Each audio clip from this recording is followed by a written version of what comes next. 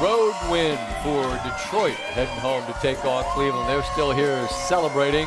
That means it's a happy Lion locker room led by the king of them all. Hey, listen, we did exactly what we said we needed to do to play complimentary freaking football, man. When we needed it most, every phase picked up the slack, man. That's how you win games against teams like that, man. And now you know what the barometer is like on the AFC.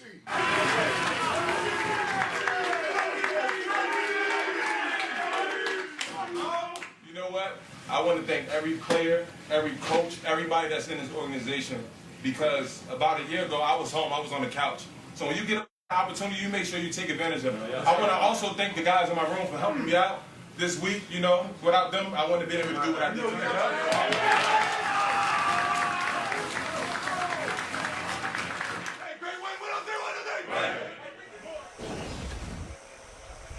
Hard not to smile when a man gets an opportunity and seizes it. That's Al-Qadim Muhammad, who was spectacular tonight. Ryan Clark alongside. You get 7 sacks on Lamar Jackson, a guy who can extend plays and then absolutely crush you like no one else. What'd they do on defense? Well, I think the first thing they did was they ran to the football. They corralled the quarterback, but they also finished. And here, I'm going to show you what, to me, is the play of the game from Aiden Hutchinson, a guy that's coming off of a horrific injury. He's trying to shake back into shape, and he's a player who hasn't shown what we saw last year through the first 2 games, but he was all there tonight. Here, when you see when he starts, he's going to be on the bottom right of this offense, of this defensive line. He's going to be Aiden Hutchinson's to the bottom. They're going to give the ball to Derrick Henry. Derrick Henry's going to step up inside and watch Aiden Hutchinson come to finish. Now, let's let the play roll now, and you'll see Derrick Henry is so focused on the linebacker at the second level. Aiden Hutchinson gets upfield. Now watch him retrace back, get to Derrick Henry, and punch the football out. To me, this is the play of the game. The Baltimore Ravens still have an opportunity to close this lead and close the gap. And Derrick Henry, who's an ultimate finisher, Aiden Hutchinson punches the football out. And now, if you look at this next play, we're going to get a motion down by Amon-Ra St. Brown. Nate Wiggins is going to have to motion to the top, and this is called top coverage. Top. Now, Marlon Humphrey is one-on-one with Amon-Ra. He sneaks to the inside. We see the post corner, and a perfect throw by Jared Goff over the top. Those 2 plays, to me, are the plays of the game and the way the Detroit Lions sealed the deal amongst other plays. That's a 4th and 2, and that's just Dan Campbell. There's gifts that involve wheelbarrows and Sam Cassell. If you know, you know. But let's just say that Dan's not afraid of the moment, nor is his team. And defensively, they fly to the ball. They had not 1 but 2, Ryan, 90-plus yard drives where they ran it. Jason was talking about it at halftime as an O-lineman, nothing that they enjoy seeing more than that. But I just feel like this is as complete a victory as you could have, and it's got to leave Baltimore really wondering who we are right now. Scott, you said it to Amon-Ra St. Brown. We all picked the Baltimore Ravens, and it wasn't a knock on the Detroit Lions. I heard a interview that John Harbaugh did at the beginning of the season, and he said people who are saying Super Bowl or bust are silly. But we're not, because that should be the sense of urgency in this locker room when you have one of the best players in the game, when you have a stacked roster. You should be focused on the minute details that win you championships, and we didn't see that tonight. Nope. You know who we saw it from? The Detroit Lions. We saw it in their blocking scheme. We saw it in their physicality. We saw it in the way that David Montgomery ran the football. You saw it in the attention to detail in the rush lanes. The Baltimore Ravens, even though their roster says championship, right now their execution says home in the wild card round, home in the divisional playoffs. What I've seen tonight is the difference in between 2 teams who are squeezing and straining to win football games. The Detroit Lions believe that this is their year. The season didn't start the way they wanted it to start, and now they are trying to fix it. The Baltimore Ravens right now are a 1-2 football team that have only beaten the Cleveland Browns. Right, and they have to go to Kansas City next week to Arrowhead to face a similarly desperate, record-wise 1-2 Chiefs team. Derrick Henry, think back to that Buffalo game. He's downhill. He's running over people. A fumble helps open the door. Tonight, another fumble, critical. His comments afterwards about fumbling the ball yet again. That's 3 in 3 games. Awesome words, man. Keep working in practice. Try to put emphasis on it in practice and try to work on as hard as I can. Just crazy right now. 3 games straight. That happened in my career. Straight fumbles in critical moments. It just, yeah, ain't a good feeling. I apologize to SWAT Nation, and I just want to keep working and get this fixed. Is there, Derek, when you talk about working on it, is there a technical thing that you can even work on? Like, how do you work on it? I guess just try to implement those situations and be more cautious and, just try to hold it as tight as you can now. I didn't see the guy coming from behind. Just got to hold on to the ball. He made a play, and I don't know, just got to keep working. That's all I can think of. It sucks right now, and I love to y'all. Derek, we saw obviously you were upset on the sideline. Lamar was talking about it and said, there's still more game to play. It didn't take us out of the game, but when something like that happens, is it pretty tough to kind of recollect yourself and think about the opportunities that remain? Does it take a little bit of time? Yeah, I mean, I'm my worst critic, so I'm gonna watch the film. Or your team to watch it. I know we got a short week, but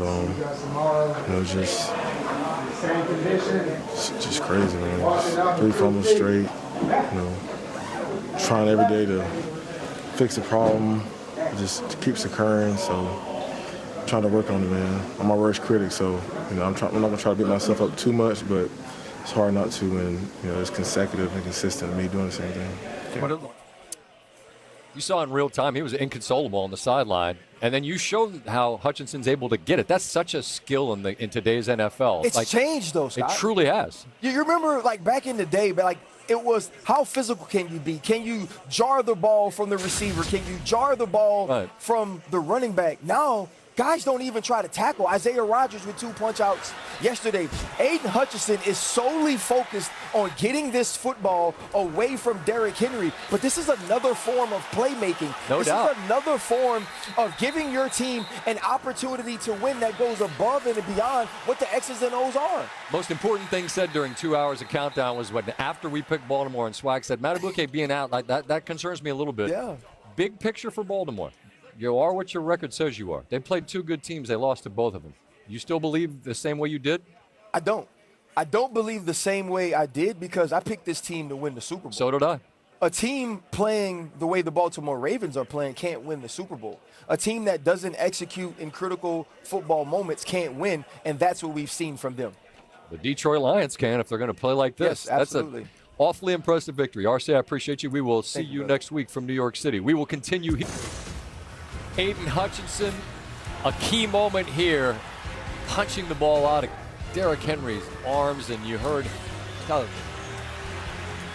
overwhelmed he was with disappointment. Hutchinson on the other side of a happy victory with Lisa Salters after the Lions win by 8. All right, Aiden, what did you think of Dan Campbell's decision to go for 4th and 2 around midfield? A little less than 2 minutes to go in the game. You guys are already up.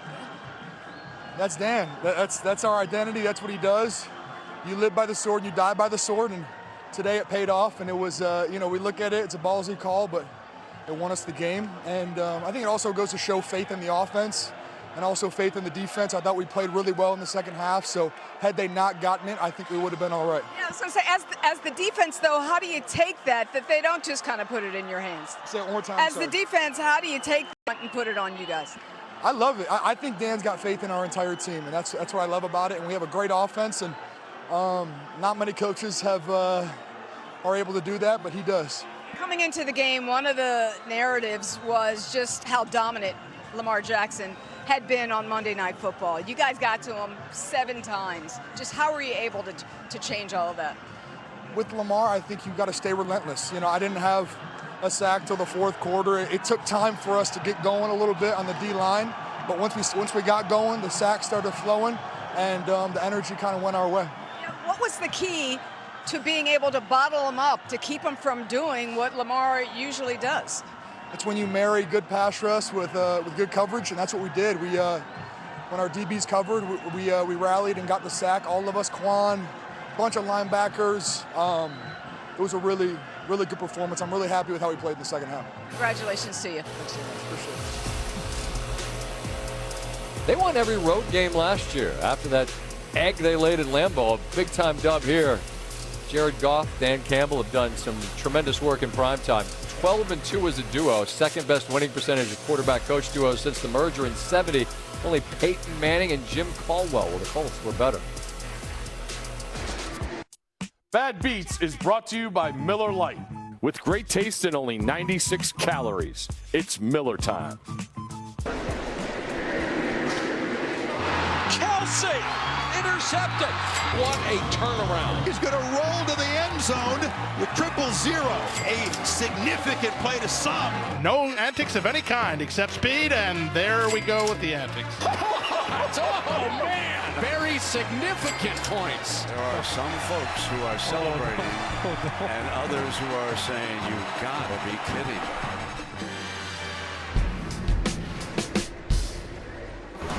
I bet Scott Van Pelt is watching this. First and goal, spinning end zone. That's a touchdown for the Blazers. Stanford Steve and SVP might have something to say about that touchdown. Significant drive. Fire breathers. Fire breathers. There he is, America, Stanford Steve. The Bad Beats